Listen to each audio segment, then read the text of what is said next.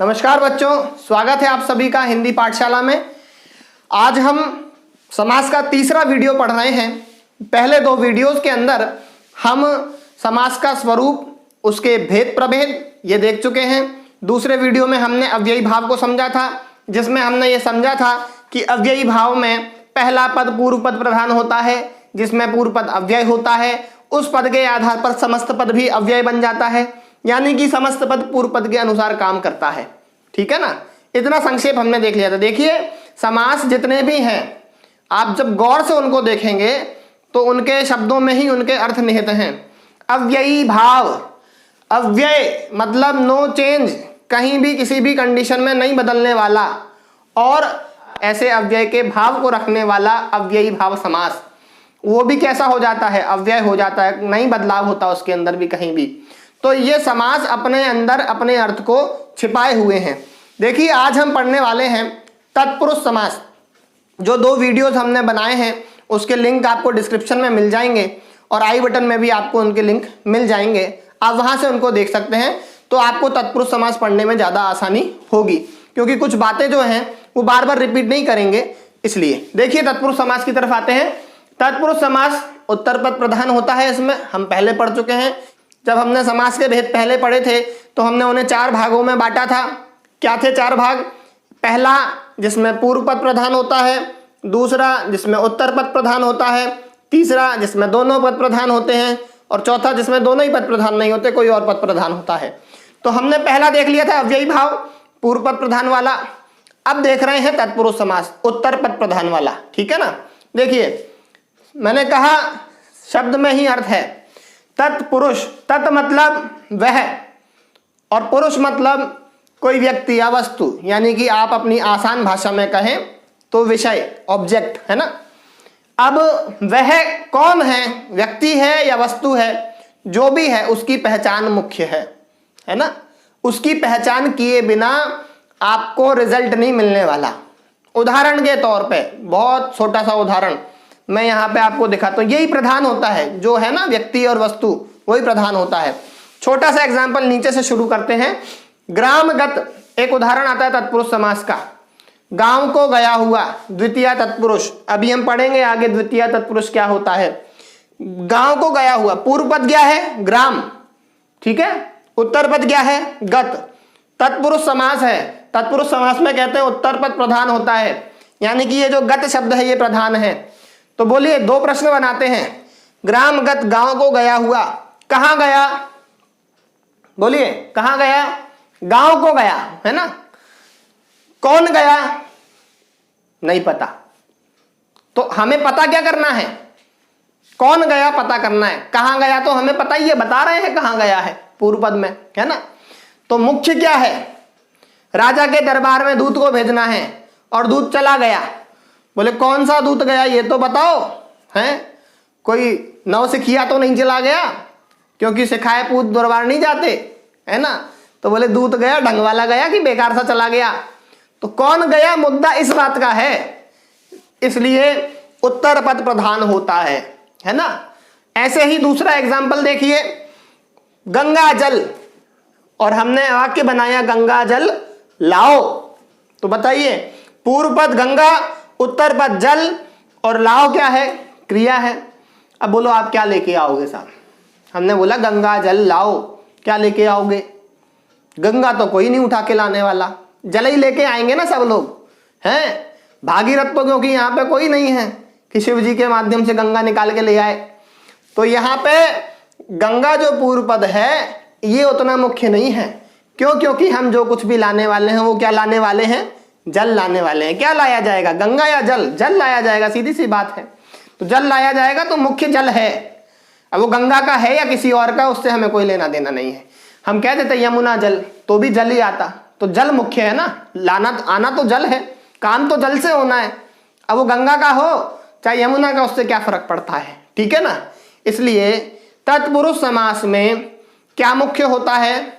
उत्तर पद मुख्य होता है, प्रधान होता है। मैं समझता हूं इन दो उदाहरणों के माध्यम से आपको बहुत अच्छे से समझ में आ गया होगा कि क्या मुख्य होता है। उत्तर पद मुख्य होता है। क्यों मुख्य होता है?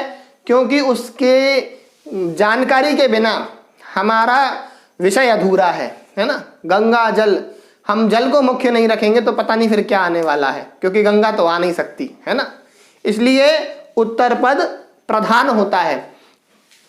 आगे हम इस तत्पुरुष समास के और उदाहरण देखें उससे पहले तत्पुरुष समास के दो भेद पढ़ेंगे संस्कृत भाषा के आधार पर। पहला है समानाधिकरण और दूसरा है व्यधिकरण। समानाधिकरण को देखते हैं। समान अधिकरण, अधिकरण यानी विभक्ति, जहां समान विभक्तियां हो दोनों पदों में वो होगा समानाधिकरण। यही कर्मधारय समास कहलाता है। कर्मधारय समास में हम विशेषण विशेष्य पढ़ेंगे, उपमान उपमेय पढ़ेंगे, जहां पे इक्वल इक्वल विभक्तियां होंगी। जैसा जैसा काम विशेष्य में वैसा वैसा काम विशेषण में, वो आगे पढ़ेंगे। लेकिन यहाँ समान हो गया, समानता होगी अधिकरण में, लेकिन यहाँ पे व्यधिकरण में उल्टा काम है, जो कि तत्पुरुष के आगे 6 भेद बनेंगे। इसमें क्या होगा कि दोनों ही पदों में अलग अलग विभक्तियां होंगी। इसके माध्यम से इसके 6 भेद बनेंगे। कौन कौन से 6 भेद बनेंगे? एक कर्म तत्पुरुष, को, कर्म का चिन्ह होता है को। एक करण तत्पुरुष, करण का चिन्ह होता है से या के द्वारा। ऐसे ही संप्रदान तत्पुरुष, के लिए चिन्ह वाला। अपादान तत्पुरुष, से यानी अलग होने के चिन्ह अर्थ में जो चिन्ह होता है अपादान का, वो अपादान तत्पुरुष। और संबंध तत्पुरुष, का, के, की, आपने चिन्ह सुने होंगे ये सब कारक के अंदर। और फिर अंत में क्या है? अधिकरण तत्पुरुष, में और पर वाला। ठीक है ना। इस प्रकार से 6 भेद बनेंगे। हम उदाहरण समझते हैं, उदाहरण के साथ साथ भेद समझते हैं। ठीक है ना, बहुत आसान है। देखिए वन गमन, ध्यान देना, हर में 2 पद हैं, हर उदाहरण में 2-2 पद हैं। मैं अंडरलाइन कर देता हूं, आपको आसानी होगी। ठीक है ना। देखिए वन गमन 2 शब्द हैं। वन को गमन, गगन चुंबी, गगन को चूमने वाला, हस्त लिखित, हाथ से लिखित, हाथ के द्वारा लिखित, शक्ति संपन्न, शक्ति से संपन्न, शक्ति के द्वारा संपन्न। अब आप बोलोगे ये समस्त पद है, ये समास विग्रह, हम कैसे पहचाने भैया समास विग्रह कैसे करना है? अभी बताते हैं थोड़ी देर में, पहले हम आगे देख लेते हैं। देखिए यहां पर भी हम 2-2 शब्द देख लेते हैं। प्रयोगशाला, हवन सामग्री, प्रदूषण रहित, धनहीन। प्रयोगशाला, प्रयोग के लिए शाला। हवन सामग्री, हवन के लिए सामग्री। प्रदूषण रहित, प्रदूषण से रहित, है ना, से रहित अपादान वाला आ गया ये, है ना। धनहीन, धन से हीन, धन से हीन यानी जिसके पास से धन निकल गया है, दूर हो गया है, उससे हीन। देशवासी, देश का वासी। जीवन साथी, जीवन का साथी। कला निपुण, कला में निपुण। और आप बीती, आप पर बीती, अपने आप पर जो बीतती है ना, वो अपने आप को ही पता होती है ना, ऐसा आप बीती। तो यहां पर पहले 2 उदाहरण कर्म तत्पुरुष के, दूसरे 2 उदाहरण करण तत्पुरुष के, फिर 2 उदाहरण संप्रदान तत्पुरुष के, फिर 2 उदाहरण अपादान तत्पुरुष के, फिर 2 उदाहरण संबंध तत्पुरुष के, और आखिरी 2 उदाहरण अधिकरण तत्पुरुष के। इस प्रकार हमने अभी तत्पुरुष समास के उदाहरण देखे। अब देखिए कंफ्यूजन बहुत हो जाती है कभी कभी। विद्यालय, इसका समास का विग्रह आप क्या करेंगे? विद्या का आलय या विद्या के लिए आलय? सुनने में तो दोनों ही अच्छे लगते हैं, तो दोनों अच्छे लगते हैं तो अच्छे दोनों लगे, पर सही तो एक ही होगा। तो क्या सही है? तो ले विद्या के लिए आलय सही है। विद्या का आलय सही क्यों नहीं है? समझना, का चिन्ह है संबंध का, और संबंध होता है परमानेंट।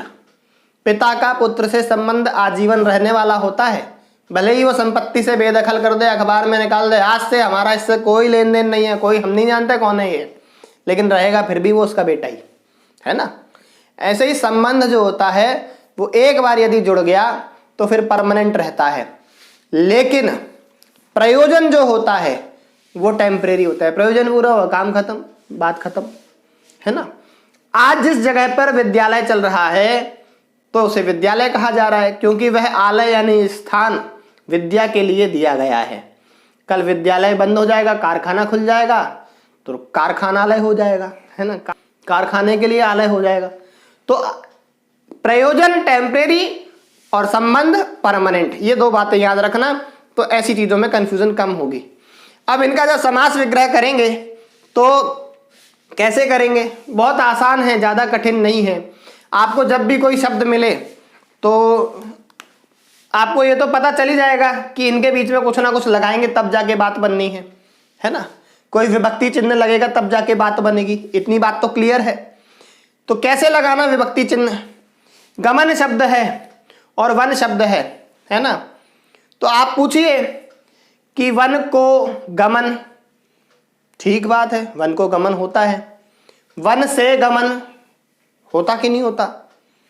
होता है, लेकिन वन से गमन नहीं होता, वन से आगमन होता है। हस्तलिखित, हाथ से लिखा गया।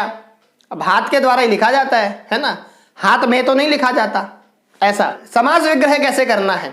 समास विग्रह में हमें थोड़ी सी अपनी खुद की बुद्धि लगानी पड़ती है, थोड़ा सा कॉमन सेंस लगाना पड़ता है, थोड़ा सा अपना चातुर्य लगाना पड़ता है, थोड़ी सी समझ लगानी पड़ती है कारक चिन्हों की, विभक्तियों की, और थोड़ा सा अपना नॉलेज जो होता है, बाहरी नॉलेज, किताबों का नॉलेज, वो काम आता है। ये विग्रह आप तभी कर पाएंगे जब आप अभ्यास करेंगे, और अभ्यास करने के साथ साथ थोड़ा सा अपना माइंड एक्टिव रखेंगे। जहां आपकी एक्टिवनेस काम आएगी वहां आप विग्रह कर पाएंगे, बिना एक्टिवनेस के आप विग्रह नहीं कर सकते।